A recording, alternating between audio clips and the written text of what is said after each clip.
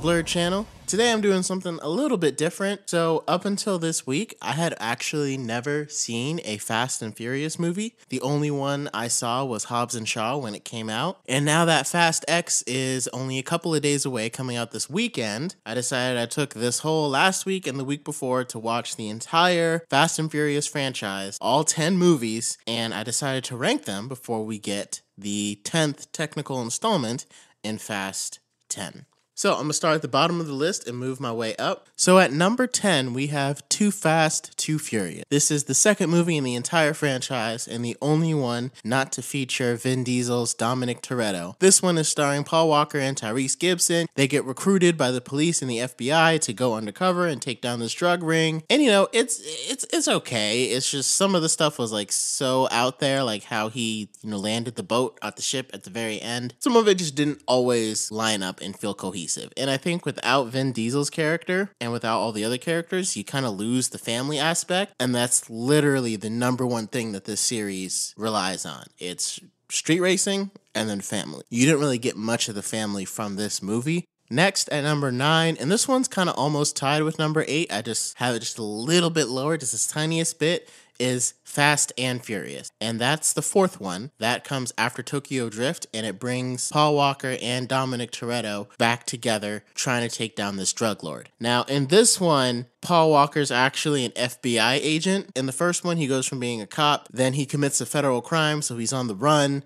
So the cops recruit him in the second one, and then I guess he did a good job taking down that drug lord that the FBI decides to recruit him, which doesn't really make a whole lot of sense. I don't feel like the FBI would recruit someone who committed a felony not that long ago and have him working on the same cases that led him to commit the felony. But it was a cool way to kind of bring everyone back together, and this movie definitely needed to happen for the other ones to land the way that they did. But I think even like Letty's death was kind of the driving force behind Dominic Toretto's character throughout the whole movie. And it was done pretty well, and I kind of thought that she was dead, but I think in hindsight, they probably wouldn't have gone that way because they realized how vital Michelle Rodriguez's character is to the entire franchise. I don't know if they were planning on going into a 10th movie when they did this one, and if they were, maybe they wouldn't have done her death. I think they just kind of wanted to put a bow on it, potentially. Not really sure. And then, of course, at the end, Paul Walker breaks the law again by breaking Dominic Toretto out of jail on a prison transport. I did like that Toretto finally had to answer for his crimes because, at the end, the judge was still like, hey, took down a drug lord, great, but you're still a criminal. Now, the maximum sentence is kind of intense, but I'm sure Toretto felt like he seemed like he was still trying to find his family. Like they were all kind of gone and scattered. He hadn't really started building it yet. So I think this one was actually a really good way to start building everything back up because the first 3 movies kind of left it all scattered. So next we have the Fast and the Furious Tokyo Drift. This one, they basically plucked like a country southern boy out of Alabama and put him in Japan in the drag racing scene, which was a very interesting choice. The best thing about this movie is definitely Han and his character. Obviously there's lots of plot inconsistencies and stuff, and the classic trope of the girl who's dating the villain,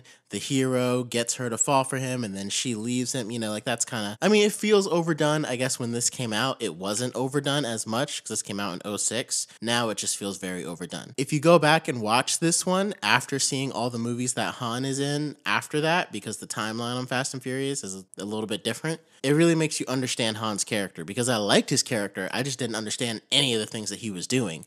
And obviously I don't think they had this plan to like build him up through the sequels and have that refresh onto his character now.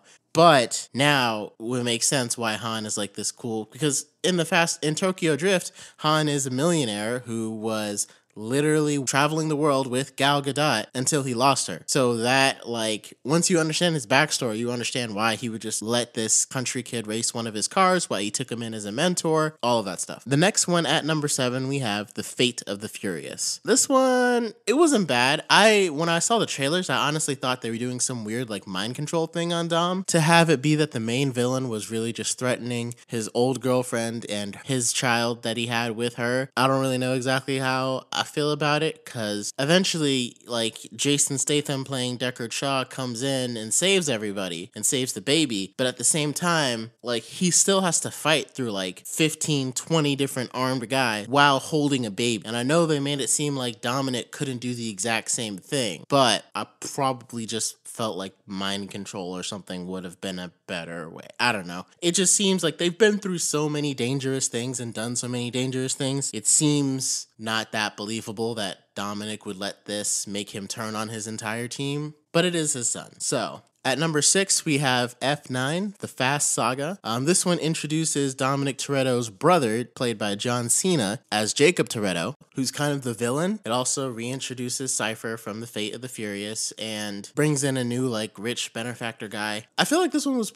all right. I mean, it's just, like I said, the action kind of gets over the top. To me, I kind of find it hard to believe that, like, Dominic would have let himself believe that his brother killed his father after all of these years. Like, didn't sit down and think to once, like, I guess he went to prison for nearly beating a guy right after. But even once he got out, not even one conversation to figure out what exactly happened. Instead, just doing a race to make his brother go away forever. I don't know. Maybe they didn't always have a great relationship. You know, the classic, like, oh, you were in my shadow kind of thing. I didn't exactly, like, latch onto that idea set. And then, of course, when you have Deckard Shaw already going from bad guy villain to good guy, this one kind of feels like they're just redoing that because John Cena gets betrayed by them and he started as a bad guy and now he's a good guy. You know, it's like, okay. And then they brought back Han. And again, I love Han's character. Thought he was dope. But once they established that Deckard Shaw killed him from his death in Tokyo Drift, bringing him back to life in this one via Mr. Nobody, they still didn't really show how he came back to life. They just were like, oh, neat magic trick. You're just supposed to believe it because I'm a super awesome spy. It's not that big of a deal, but the problem is like now whenever you do like an intense scene where we think someone's going to die, it's not going to be intense because we know, oh, they could just come back as some like spy wrote him out of the story.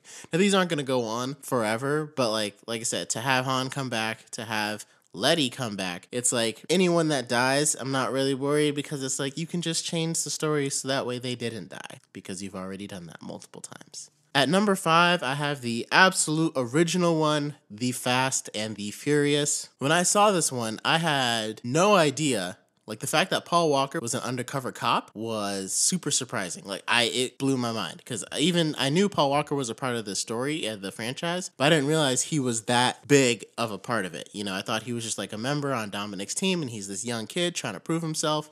And then we find out he's an undercover cop and like the whole thing just becomes a lot more layered and intense and complex. And I actually really did like that. And at the end, for him to find out like he's convinced that Dominic and his team are not these truck jackers. And it turns out that they are. And that's the part that also, to me, was pretty crazy because I didn't see that coming. And so, all in all, it's a very surprising movie. I think the end scene where, like, they raced to see who got to live. I guess you kind of got to see, like, Paul Walker was an undercover cop and he kind of got wrapped up in Dominic's family. And you could see the way the family dynamic kind of changed his mind. And suddenly, he just decided to let him go. I think originally when making that movie, it seemed like a very one-off type of story. The Fast and the Furious. Like, that story seems like it could have ended just right there and they could have not made another movie. If I was planning on building it out into a whole franchise the way that they did, they probably would have made some different choices. However, the fact that they did it like this is partly why it was able to lead to a sequel because, you know, they were like, oh, this is kind of interesting. This is kind of different. Next, at number 4, we have Furious 7. I actually really liked this one. I know, like I said, I talked about, like, Deckard Shaw is kind of the villain of this one, and this is before he, like, turns and becomes the good guy.